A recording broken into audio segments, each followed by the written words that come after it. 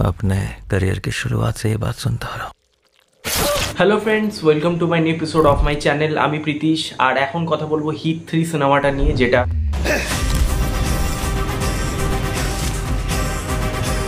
Shailesh sir direct করেছেন। তো কেমন হলো হিট 3? সবার প্রথম যদি গল্পের কথায় আসি, এই সিনেমার গল্প হচ্ছে এখানে নানির যে ক্যারেক্টার অর্থাৎ অর্জুন সরকার, সে একটা কেস সলভ করছে, যেখানে দেখাচ্ছে যে বিভিন্ন জায়গায় মানে ইন্ডিয়ার বিভিন্ন জায়গায়, বিহার, কাশ্মীর, সব জায়গাতে একটা সেম প্যাটার্নে খুন হচ্ছে।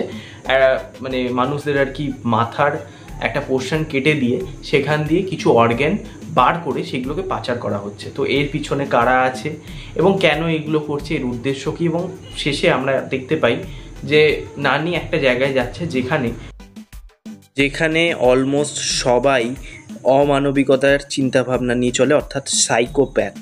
এই জায়গায় নানি কেন যাচ্ছে, তারা কারা, সেগুলো জানতে হলে আপনাকে হিট 3 দেখতে হবে। হিট 3 গল্পের নেগেটিভ দিক, পজিটিভ দিক, তো ছোট করে আমি নেগেটিভ দিক বলছি। এখানে রোম্যান্টিক অ্যাঙ্গেলটা, সেটা আমার অতটা খুব একটা ভালো লাগেনি। গল্পের নন লিনিয়ার স্ট্রাকচারটা একটু হয়তো সবার ক্ষেত্রে বোঝার মতন হয়নি। নন লিনিয়ার স্ট্রাকচারটা অনেকের বুঝলে সমস্যা হতে পারে, তবে ওভারঅল গল্পটা কিন্তু মধ্যে দম আছে। ডেফিনেটলি গল্পটা শুনতে খুব সিম্পল লাগলে এর ভেতরে অনেক কিছু রয়েছে যেগুলো আপনারা সিনেমাটা দেখলে বুঝতে পারবেন বেসিক্যালি। তো সিনেমাটা সেই জায়গা দিয়ে মজা দেয়।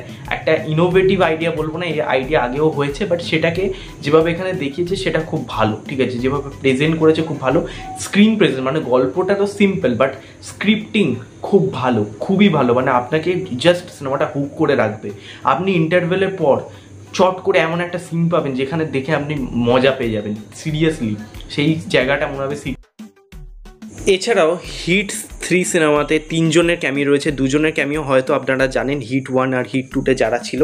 এছাড়া হিট 4-এ যে থাকবে তারও কিন্তু লাস্টে ক্যামিও রয়েছে, সেটা অবশ্যই দেখবেন, সেটা ভুলেও কিন্তু মিস করবেন না। জাস্ট মজা দেবে। সেই সিনটা যেভাবে এখানে বিল্ড আপ দেওয়া আছে সেটা এক কথায় সেরা, জাস্ট দেখবেন। এবার যদি আসি পারফরমেন্সে, নানি পারফরমেন্স এক কথায় সেরা। বাদবাকি যারা অভিনেত্রী ছিলেন তারা বেশ ভালো পারফর্ম করেছেন, বিশেষ করে তো নানি পারফরমেন্স আমার খুব ভালো লেগেছে, এক কথায় দারুণ, জাস্ট নেলড ইট। নানি জাস্ট নেলড ইট, ঠিক আছে। এছাড়া অনেকের ক্যামিও রয়েছে, আপনাদের বলবো সিনেমাটা আপনারা মানে ভালো করে দেখলে, মানে হিট 1 হিট 2 যারা দেখেছেন তারা তো ডেফিনেটলি জানবেন সেই ক্যামিওগুলো কী।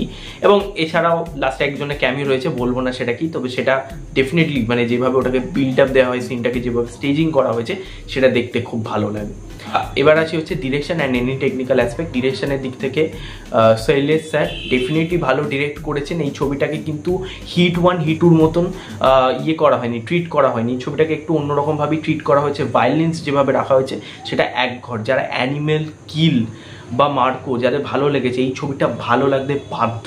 তোমরা ইমিডিয়েটলি হলে যাও এই সিনেমাটা দেখতে, দারুণ করেছে, কথায় সেরা, ঠিক আছে। সেই মানে ওই ব্রুটালিটি সিনগুলো এখানে যেভাবে প্রেজেন্ট করেছে, মানে একটা স্পেশালি সিন হয়েছে যেখানে দুজনে মারপিট করছে, মানে নানি ফাইটিং করছে এবং ফাইটিংয়ের পর মানে রক্ত পুরো লেগে গেছে, ঠিক আছে, ওই ব্লেজার পুরো রক্ত ভর্তি। তখন আবার তারপরে অন্যজনের থেকে সিগারেট নিয়ে স্মোক করছে, তার ভাবুন কি সোয়াগ, মাইডি, দারুণ সোয়াগ।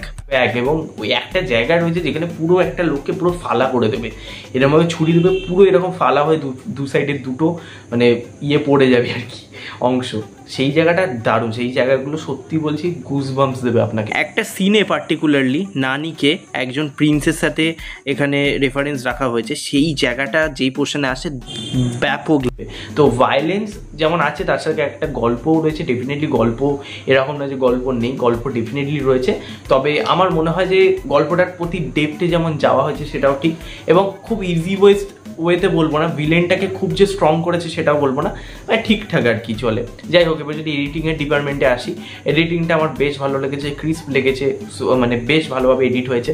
এছাড়া বিজিএম খুব ভালো, খুবই ভালো, মানে বিজিএমগুলো সত্যি বলছি সিনগুলোর সাথে এবং গান স্পেশালি একটা গান ছিল রোম্যান্টিক ট্র্যাক, সেটা আমার অতটা ভালো লাগেনি।